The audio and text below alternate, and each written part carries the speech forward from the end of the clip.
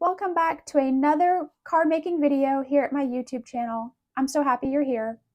Today I have two more cards featuring the My Monthly Hero kit from Hero Arts.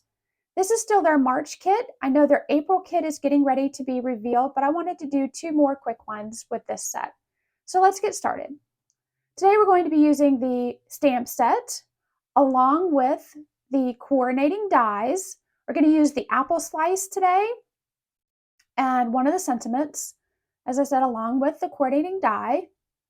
We're going to use some Copic markers to color that in a little bit later. And we're going to make some shaker cards. That's our focus today, is making easy shaker cards. So to make our shaker card, we're going to need some acetate. I'm going to make the frames we'll use for our shaker cards with some frame dies, circle and rectangular. And then I have the coordinating cardstock that came in the kit, one of the coral pieces along with some black and white. So to make our shaker card, our frame, we're going to cut out several frames. I thought at first I was only going to cut 3 frames, but I ended up cutting out 5 total. If you don't have frame dies, you can simply make your frame. I'm going to use the waffle flower layering A2 dies. And I'm just going to tape them together. I did this in another video, and I'll link that up to the right-hand corner there so you can see that.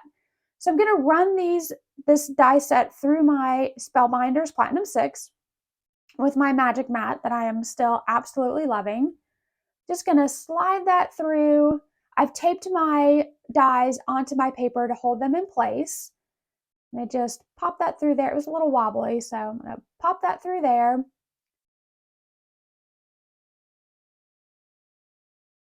And then I'll pull that out. And I want to make sure to keep the frame in place. So I flipped it over because I want to keep the dies where they are so that when I cut the other frames, they line up perfectly. If I had taken the dies off and repositioned them, there was no guarantee that they would be lined up the way that I needed them to. So the dies are still taped together. I'm going to flip that back through. And then I ran it through my machine again. And as I said, I thought I was only going to do 3. I ended up cutting 5 total. I also cut a piece of acetate. This can be any sort of packaging that you have left over from stamps or storage envelopes. But quick tip, when you run your acetate through your die cutting machine, put it with a piece of cardstock. It will help it cut better than if you just try to run it through straight on the mat. I don't know why, but for me that just works a little bit better. So now you can see I have 5 frames total, and that's going to help build our shaker window, and that's going to give us some depth and dimension to our card as well. And then I have a piece of black cardstock cut just slightly smaller than the card base. So here's our card base. We're going to go ahead and score our card at a standard A2 size. And this is just a quick tip for folding and scoring your cards. When you score your cards, you score it and you have, I guess, what's known as the valley. You want the mountain in the middle. So flip it over and then fold your card and fold it with your, crease it with your bone folder. This will help prevent any cracking along your seam. So I'm going to lay it flat just to have it easier to work with. And my black cardstock is actually the full size of the card. So I'm just going to go ahead and adhere that down so we can start building our shaker card in just a minute. I'm just running some glue tape or glue runner along there. Easy peasy. Just pop that on there. You just want whatever natural or whatever strong adhesive that you like. It took me a second to get it lined up here, but there we go. So now we're going to build our shaker window. And I am going to use some double-sided adhesive tape that I have. I'm actually almost running out of it. I started with this thicker piece of tape, which was probably about 1/4 of an inch wide. And then I kind of realized that it was a little too wide. I was afraid that it would show, or that some of the shaker bits would get caught up in it. So I ended up switching to this thinner size instead. This is about 1/8 of an inch wide double-sided adhesive. I don't remember where I got this. I think I've had these 3 rolls of this adhesive for years and years. So I'm just going to run this along each side of this frame. And I just sped this up because it really is just me putting adhesive on here. I'm going to pull off the release paper, and then I'm going to stack up the dies. And I repeated that process until I had 4 of the dies all stacked together. You want to save the 5th one because that's going to be our top after we put on our acetate and put our shaker bits in there. So now I'm going to add the frame to the front of the card. Just going to take some liquid adhesive in a few minutes, and what we'll do is we'll put the acetate on top, and then we'll put our shaker bits in there, and it's just going to all come together and be easy peasy. So that's just a little preview of things to come. But first, like I said, I'm going to go ahead and adhere the frame down on my card base. I just ran a little bit of liquid adhesive along the edge here. I didn't have a lot of the double-sided adhesive, and I knew I was going to make 2 shaker cards today, so I wanted to make sure that I saved a little bit of that for my other card that we'll do. So now I'm just going to put that down onto the front of the card, give that lined up where I want it to be, press that down all in there. And then I waited just a couple minutes and then let it dry. It didn't dry all the way, but a little more secure. And now I'm going to come in and we're going to put our shaker bits in there. And this, on a funny note, it took me way longer than it really probably should have to open this tiny little bag of shaker bits. It was a struggle. I'm not really sure what was happening here, but eventually I persevered, and there we go. Got that done. I'm just gonna shake some of these in here, however many you want. I did a pretty fair amount. Spread those all around, and when we close up the window here, those will be our shaker bits. I wanted to make sure that none of them were going to get caught into the frame of our card, and I think I wanted to add just a few more in there. And then what we'll do is we're going to lay our adhesive, or our acetate, I'm sorry, down. But first we need to lay down some more double-sided adhesive. My recommendation is that you use some sort, when you build a shaker card like this, is to use some sort of double-sided adhesive for your acetate piece rather than a liquid adhesive, because a liquid adhesive can kind of ooze out with the acetate, and that can make it just a little unsightly. You're just not quite sure if it's going to really stick. At least that's just my personal experience. So pull off the release paper here, and then I will grab the acetate piece, and I'm going to lay that down right on top.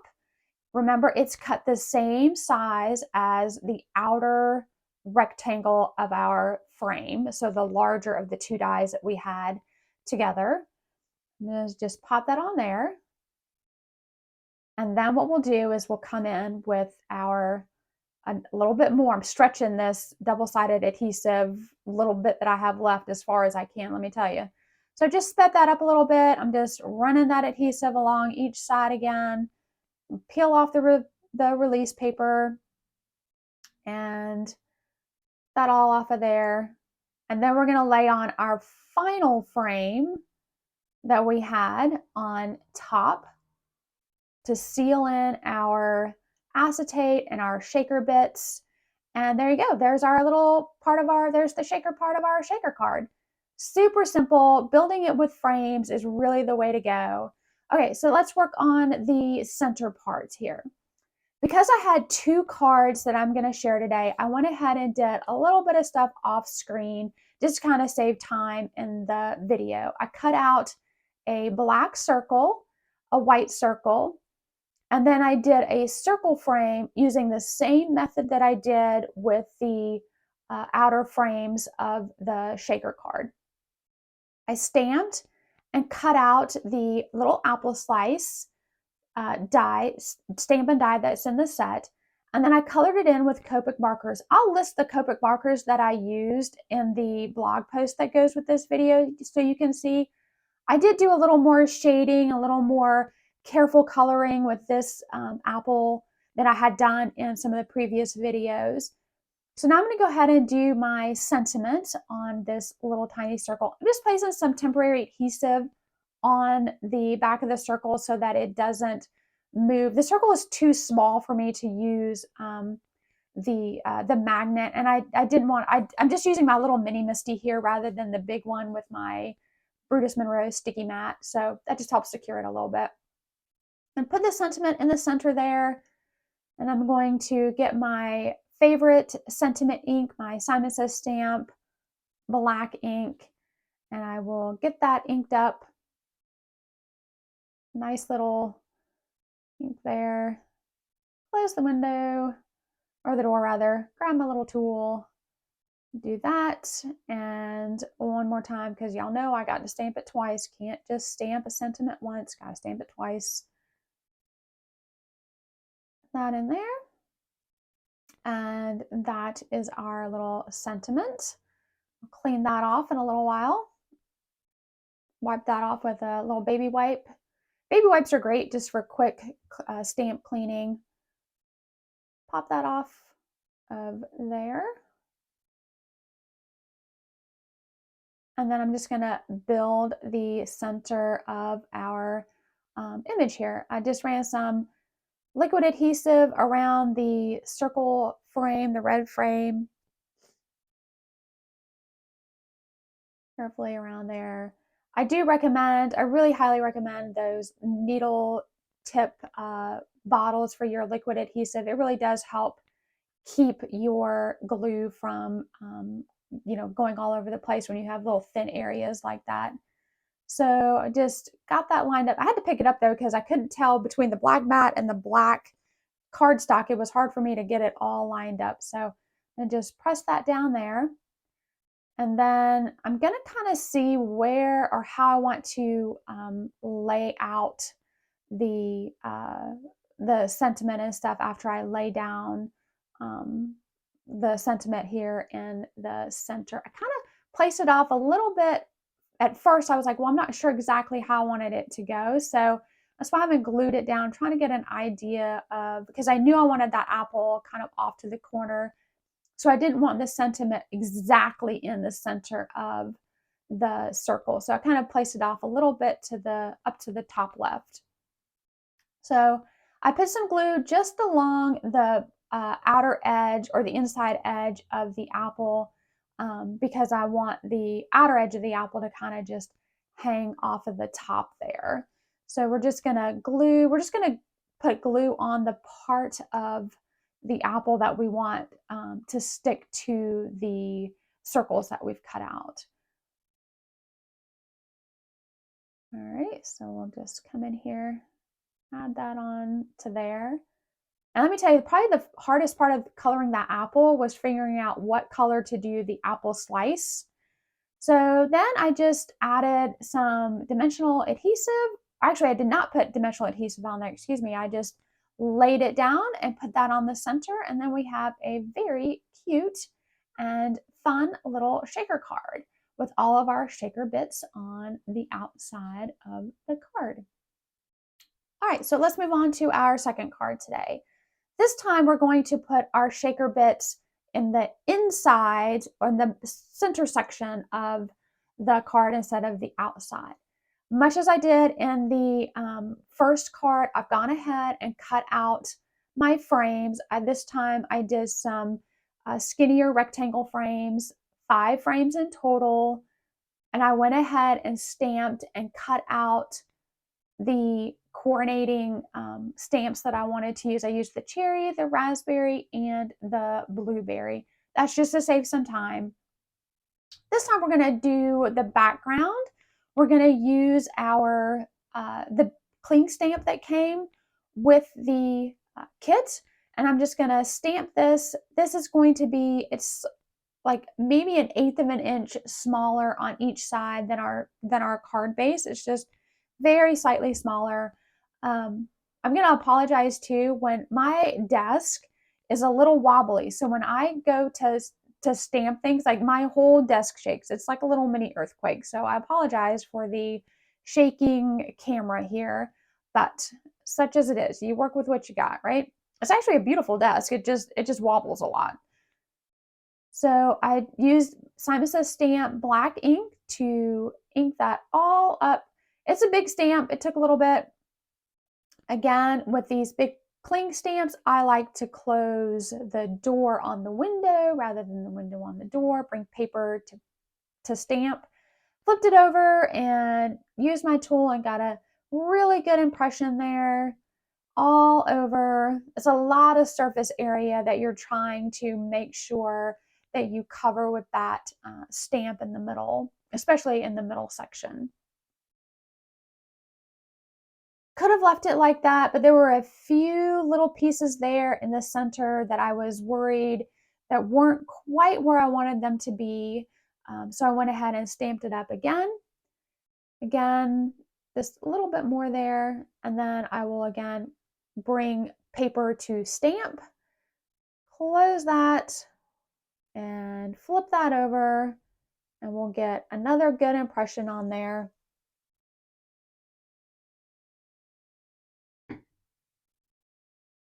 All in there.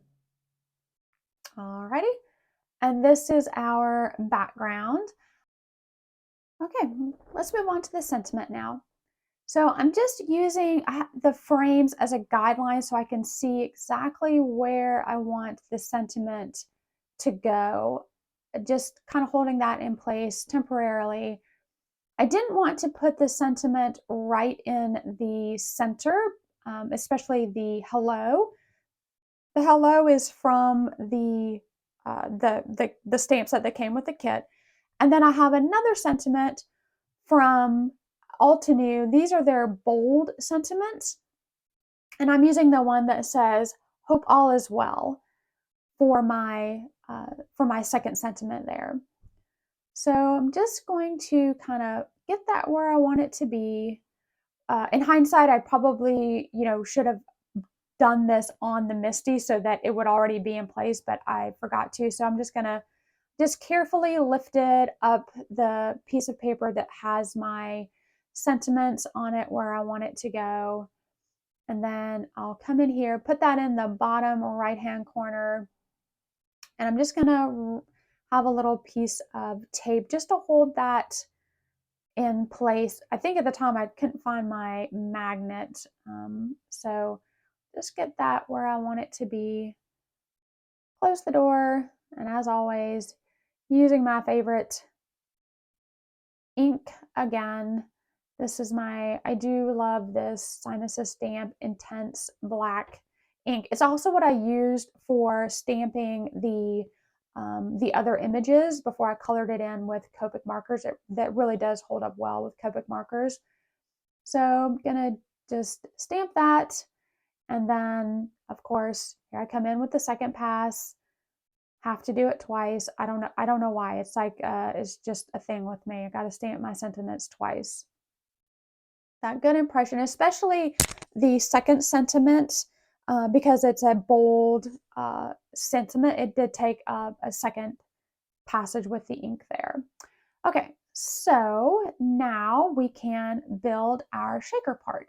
So just as I did with the first card, I glued together the 4 out of the 5 frames. So I'm going to run my liquid adhesive right along each edge there. Get that done. So we can lay that down around our center panel there. Just carefully did that. Love liquid adhesive in these little glue tip bottle or fine tip needlepoint bottles. Carefully place that down. And the liquid adhesive is a little more forgiving, so you can kind of just, I picked it up, kind of moved it around, got it where I wanted, and then press that all down. And then we'll come in with our little shaker bits. Once again, there we go. And yes, when you put the card together, they're going to kind of shake all over the place, but I wanted you guys to still be able to see the sentiment as well. So just kind of scatter those around.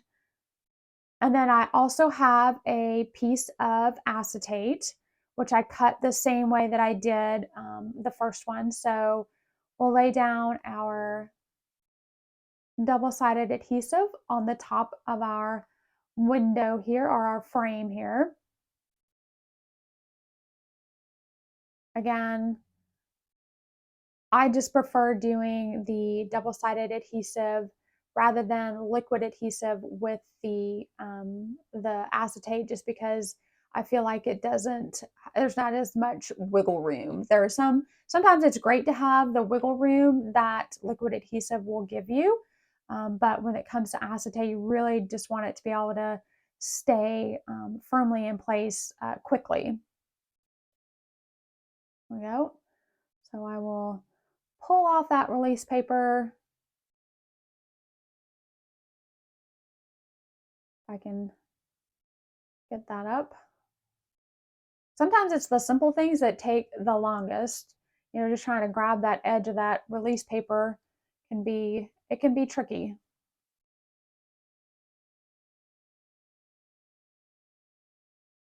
Get that off of there. And like I said, you know, shaker cards don't have to be intimidating. They really used to intimidate me a lot. But then I saw Jennifer McGuire do it this way, and I was like, that is genius. This is my way right here. I'm on it. I'm on board with it. So laying down the acetate across the front of our card there, line that up. Again, I cut the acetate just the same size as the outer rectangle. I already went in ahead and added the double-sided adhesive to our top frame. So once again, we'll just peel that off of there. Oops. Got that on there. Frames and double-sided adhesive, those are your friends when it comes to shaker cards. I'm telling you, don't be scared to make a shaker card. It's easy peasy. It requires a little bit of prep work because you do have a lot of die cutting to do, but it comes together quickly. I'm going to lay our top frame. I think some of the adhesive had moved a little bit there, so I'm just going to lay this top frame on to there. Push that down, and there's our little shaker card. All the little shaker bits in there. Shaker cards are so fun. Easy and fun to do. All right, so let's go back to the background for a second. I decided to run the edges of the cardstock, or the pattern cardstock right there that we made with our cling stamp with a little bit of black ink just along the edges there. I just needed there to be a distinction between the white of the background and the white of the card. And I didn't want to add another piece of black cardstock. I actually debated whether or not I wanted to color in the fruit on the back of the stamp here, but then mainly, honestly, just for time, decided not to. But you could totally just take, and if coloring is something that you enjoy doing, this would be great. I don't know that I would use Copic markers. It's a lot to color with Copics, but I would probably do colored pencils. Would be really pretty. I've seen a few examples of that. So now we're going to just place our shaker window right in the center. I did not do dimensional adhesive because there was enough dimension on the card with the frame that I didn't want to add that extra bulkiness on there. So Just going to add this into the center of our card. And like I said, this one's a little bit different than our first because in our first card, the shaker bits were on the outer frame, and this one they're in the inner frame. So then I wanted to take the coordinating stamps and dies that I had done, the cherries, the blueberries, and the little raspberries, and I'm going to line those up around the outer edge. This is one reason why I didn't want that hello right in the center of our sentiment panel, because I knew that I was going to have probably one of the stamps or one of the die cuts along that middle outer edge, and I didn't want that to be competing there. So I'm just going to take some liquid adhesive and I'm just gluing the parts of the stamp or of the die cut that I want glued to the frame. There's actually no adhesive like under the actual cherry pieces there.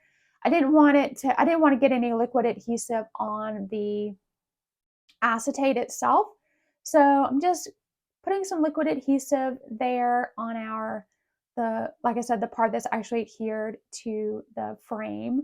Some little blueberries. I actually stamped and cut 2 of each and then glued them together for a little bit of a thicker die cut there.